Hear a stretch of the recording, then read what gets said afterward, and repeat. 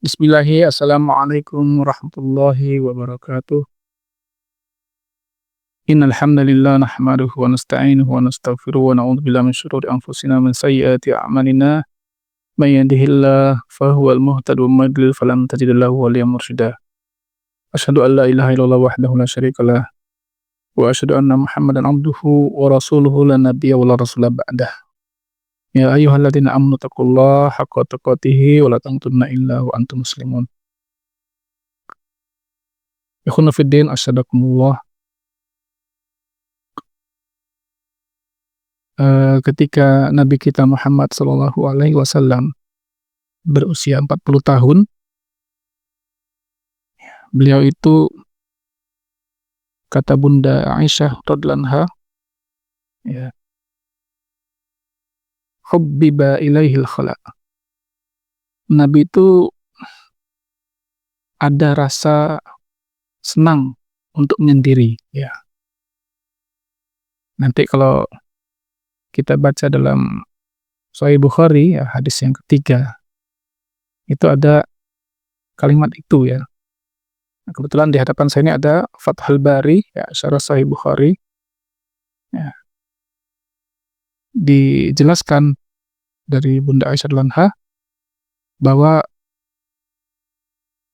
wahyu pertama kali datang kepada Nabi itu dimulai dengan adanya mimpi yang baik dalam tidur beliau menjelang fajar, ya. Yang Nabi itu melihat dalam mimpinya adalah seperti cahaya subuh, ya. Jadi Nabi SAW itu ketika usia 40 itu beliau senang sekali untuk menyendiri, ya. Wa kana yakhluf bi ghairi Hira. Nah, Nabi itu menyendirinya itu di Gua Hira, ya. Fayatahannatsu fihi. Nabi melakukan tahannus atau ta'abbud, ya, beribadah. Walaupun maksudnya adalah, ya, menyendiri tadi, ya. Karena waktu itu kan belum ada syariat, ya. Layali dzawatil adad, selama beberapa malam, ya. Nanti banyak penjelasan para ulama. Ada yang mengatakan 2 bulan, 4 bulan, dan macam-macam lah, ya.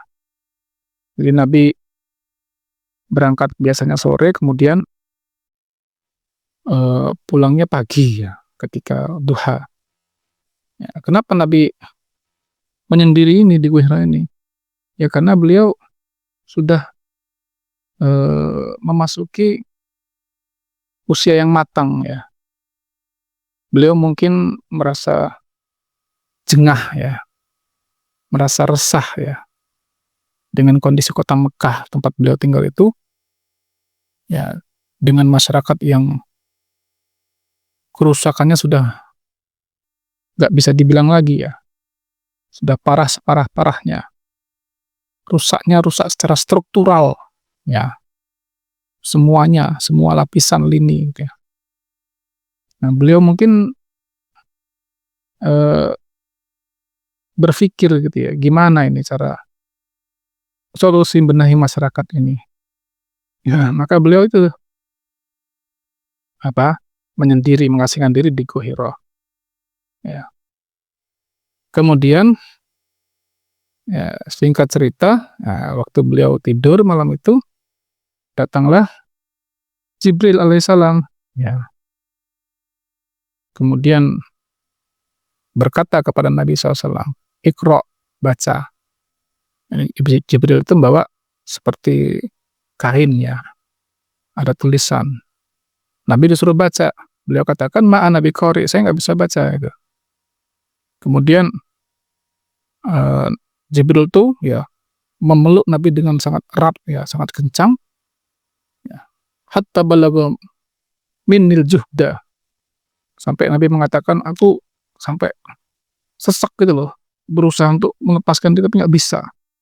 Diulangi lagi sama Jibril, baca. Nah, "Ma ana biqari", kata Nabi, saya nggak bisa baca, sampai 3 kali. Akhirnya, Jibril alaihissalam menuntun Nabi SAW, ya, membacakan itu. Karena Nabi SAW memang tidak bisa baca dan tidak bisa tulis, ya. Beliau seorang yang ummi, buta huruf, ya. Iqra bismi rabbikal ladzi khalaq. Khalaqal insana min 'alaq. Iqra wa rabbukal akram. Alladzi 'allama bil qalam 'allamal insana ma lam ya'lam. Bacalah dengan nama Tuhanmu yang telah menciptakan manusia dari segumpal darah. Bacalah dan Tuhanmu lah yang paling mulia, yang telah mengajarkan dengan pena dan mengajarkan manusia apa yang mereka tidak ketahui. Ya. Nah, setelah dibacakan ini tuntun, Nabi SAW pulang, ya, dalam keadaan cemas, takut, ya, gelisah.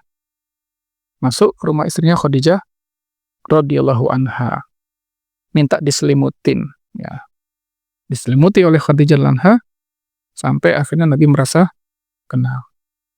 Nah, ikhwan fillah asadakumullah, dari kisah singkat ini, ya, apa sih pelajaran yang kita dapatkan? Ya.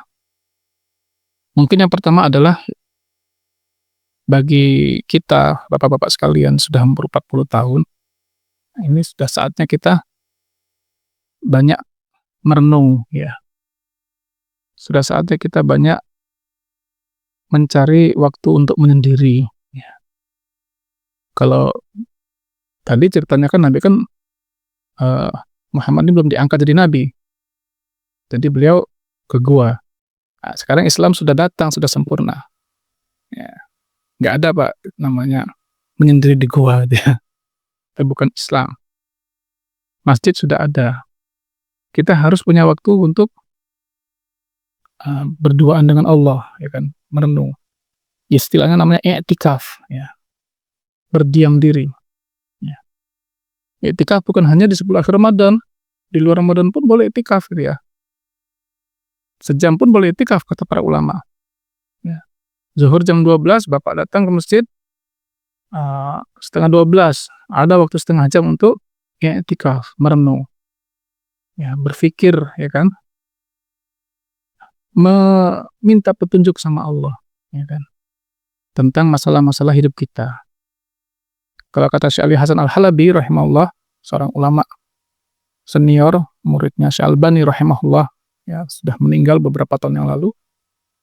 Beliau mengatakan i'tikaf itu adalah seperti kita mengurai benang kusut dalam hidup kita, Pak. Ya. Hidup kita ini kan banyak problem, banyak masalah. Mulai masalah keluarga, pekerjaan, persahabatan, ya, dan macam-macam. Nah, ini benang kusut ini diurainya dengan apa? Diurainya dengan i'tikaf, merenung, menyendiri, ya. Yang kedua, Nabi SAW di sini kan menunjukkan begitu besarnya perhatian beliau kepada orang-orang Mekah, ya, tempat beliau tinggal, gitu loh. Beliau itu mikir aja, ini masyarakat rusak ini dari mana mulai benahinya, ya.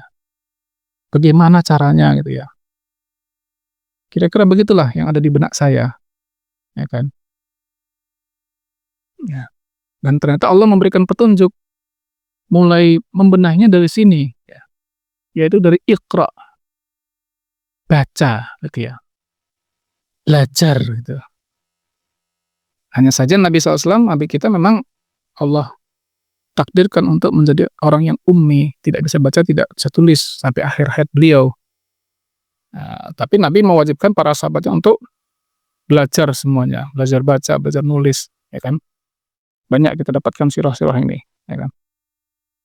Ketika perang Badar Nabi menang itu, tawanan Quraisy itu dikasih 2 opsi, bayar uang tebusan atau mengajarkan 10 orang anak kaum muslimin dari mereka yang jadi tawanan itu. Ya, Nabi tidak bisa baca tulis bukan berarti orang yang bodoh, beliau orang cerdas, jenius. Buktinya beliau hafal Quran, kan? Kita malah nggak hafal Quran. Ya.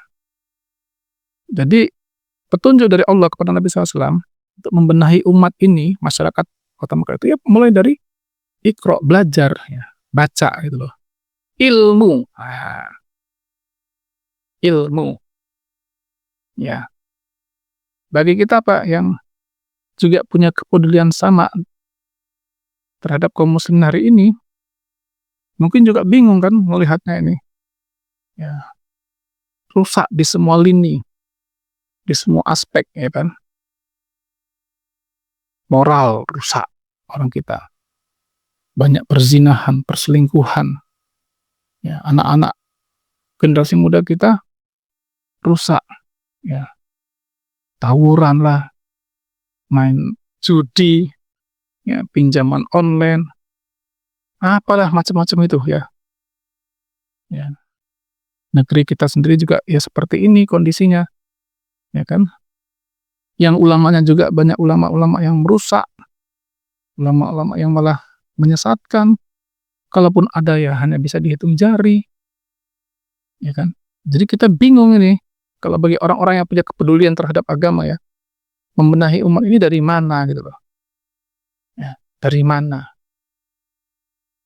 Wahyu sudah turun kan? Dari ilmu, baca, belajar. Sudah kita buat sekolah, kita buat pesantren. Ternyata setelah kita buat sekolah pesantren pun ada masalah-masalah baru. Ya, kita didik anaknya, setelah anaknya lulus 4 tahun 6 tahun belajar, rusak lagi. Kenapa? Karena masyarakatnya nggak mendukung dia untuk menjadi tetap baik, istiqomah. Dia pulang keluar rusak lagi. Karena apa? Di rumahnya mungkin orang tuanya juga rusak gitu loh. Ya. Jadi ketika saya dapat pertanyaan, kenapa antum Ustadz kok sering bahasnya masalah-masalah yang sederhana gitu, tazkiyatun nafas gitu, nggak bahas perjuangan, nggak bahas masalah Gaza atau yang lainnya. Saya berijtihad bahwasanya menurut saya hari ini ya hajat kita yang paling besar itu adalah masalah ini, membenahi hati-hati kaum muslimin, ya kan. Ya, karena Allah kan telah berfirman dalam surah Al-Jum'ah ayat 2, "Huwallazi ba'atsa fil ummiyina rasulan minhum yatlu 'alaihim ayati wa yuzakkihim wa yu'allimuhumul kitaba wal hikmah." Dialah Allah yang telah mengutus rasulnya ya kepada kaum yang ummi, nah, untuk membacakan mereka ayat-ayatnya dan mensucikan jiwa mereka. Nah, wa yu'allimuhumul kitab, dan juga mengajarkan mereka Alkitab wal hikmah, dan hikmah atau sunnah. Wa in kanu min qablu lafi dhalalin mubin, dan mereka sebelumnya itu dalam keadaan yang sangat tersesat. Di situ ada kalimat wa yuzakkihim, mensucikan jiwa mereka. Ya.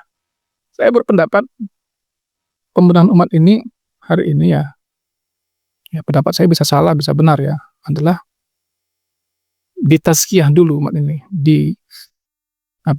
sucikan dulu jiwa-jiwa mereka, dibenahi dulu hati mereka. Ya, walaupun saya juga tidak bisa menampik ya pembahasan masalah akidah, masalah fikih, tafsir itu bagus, penting banget.